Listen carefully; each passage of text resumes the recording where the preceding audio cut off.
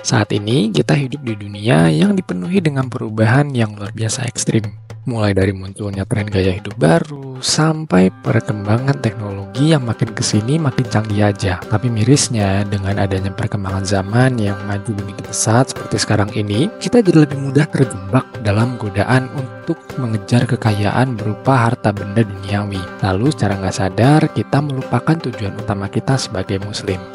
Halo, welcome to the Financial Life. Saya Sayuga Prasetyo, perencana keuangan Pina. Sebetulnya seperti apa sih pandangan Islam mengenai kesejahteraan? Apakah Islam melarang untuk jadi sejahtera di dunia agar kita bisa berfokus ke akhirat saja? Sebelum kita bahas jawaban dari pertanyaan tersebut, bagi kamu yang belum subscribe, yuk subscribe channel ini dulu. Klik tombol subscribe di bawah agar kamu tidak ketinggalan update video terbaru dari channel ini ya. Jadi sebetulnya dalam Islam ada 6 prinsip yang jadi acuan seorang muslim dalam mengejar kesejahteraan. Apa saja sih 6 prinsip itu? Yang pertama, pentingnya memahami kesejahteraan dari perspektif Islam. Sebagai manusia biasa, kita cenderung suka sama harta. Setuju kan? Allah SWT sebetulnya sudah memberitahu kita tentang hal ini dalam Al-Quran, dan Rasulullah pun memperingatkan kita tentang tanggung jawab saat kita memiliki harta yang melimpah. Tapi sampai saat ini masih banyak umat muslim yang menyalahartikannya. Dalam Islam, kita percaya pada konsep rezeki yang disediakan oleh Allah SWT. Rezeki ini merupakan sarana kita untuk menghidupi diri sendiri dan keluarga, sekaligus menjadi ujian dari Allah. Di mana rezeki yang kita dapetin itu bisa kita jadiin sarana mendekatkan diri kepada Allah atau malah menjauhkan diri dari Allah. Seorang muslim dianjurkan untuk menggunakan sumber daya apapun yang dimiliki untuk kebermanfaatan bagi orang lain, termasuk harta benda yang dimiliki saat ini. Prinsip ini bakal mendorong seorang muslim supaya mempertahankan kerendahan hati di dalam kekayaan dan juga menyadari bahwa pada dasarnya semua bentuk kekayaan itu adalah milik Allah SWT. Kita diajarin untuk punya pendekatan yang seimbang antara dunia dan akhirat. Kita bisa aja terobsesi dengan kebutuhan untuk menghidupi diri kita sendiri, tapi pada dasarnya Allah lah yang memberi kita rezeki. Prinsip yang kedua, pentingnya berpenghasilan halal dan belanja secara wajar. Sebagai muslim, kita punya tujuan untuk menjalani hidup sesuai dengan prinsip-prinsip Islam. Ini berlaku juga dalam hal mencari nafkah dan membelanjakan uang kita.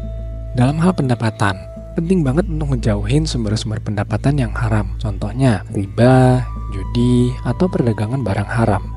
Dalam hal pengeluaran berlebihan gak dibenarkan dalam Islam, apalagi hanya sebatas untuk kesenangan diri sendiri. Lebih baik kita belanjakan uang kita secara wajar, lalu berikan sebagian harta kita kepada orang lain yang membutuhkan dalam bentuk zakat atau sedekah. Nah, ini berhubungan nih dengan poin yang berikutnya, yaitu pentingnya zakat dan sedekah. Muslim itu dianjurkan untuk bukan cuma bayar zakat aja ya, tapi juga secara sukarela ngasih sedekah ke orang lain. Seorang muslim harus paham bahwa sedekah itu nggak bakal mengurangi harta, tapi justru malah melipat gandakan sekaligus membersihkan harta seseorang. Rajin bersedekah juga bakal menjauhkan kita dari dampak negatif kekayaan, seperti kesombongan dan ketamakan.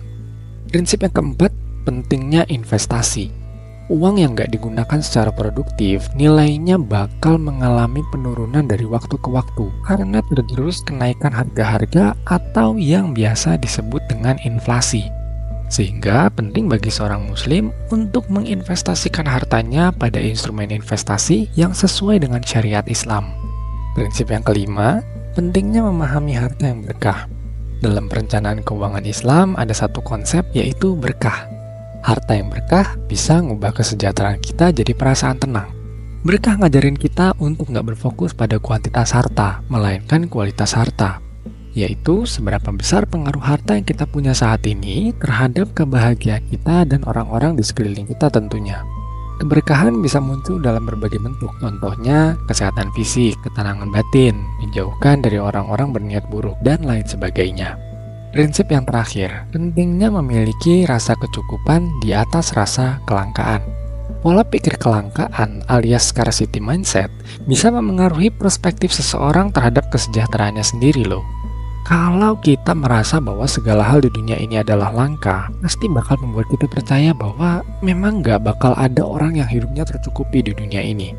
Mindset negatif ini bakal mendorong kita mengambil keputusan-keputusan keuangan yang nggak baik karena pikiran kita dipenuhi prasangka negatif setiap saat. Al-Quran menggambarkan kelangkaan dan kecukupan sebagai dua hal yang berlawanan, yang masing-masing mengarah pada perilaku keuangan alias financial behavior. Nabi Muhammad SAW mengajarkan kita agar selalu membandingkan diri dengan orang-orang yang ekonominya jauh di bawah kita, agar kita selalu merasa bersyukur atas nikmat yang dimiliki, serta menghindari scarcity mindset, yang mana scarcity mindset ini bisa membuat kita tamak. Sebagai muslim, kita diperingatkan untuk nggak menjadikan orang kaya sebagai referensi, dan kita juga diingatkan bahwa kekayaan adalah ujian dari Allah Subhanahu wa Ta'ala yang nggak seharusnya kita inginkan. Nah, itulah dia penjelasan mengenai 6 prinsip ajaran Islam tentang kesejahteraan keuangan. Pada intinya sih, Islam mengajarkan pendekatan yang mengedepankan keseimbangan antara kesuksesan duniawi dan kesuksesan di akhirat nanti. Jangan lupa klik like jika kamu suka video ini dan juga klik subscribe buat kamu yang belum subscribe ya. Semoga bermanfaat dan sampai jumpa di video berikutnya. Wassalamualaikum warahmatullahi wabarakatuh.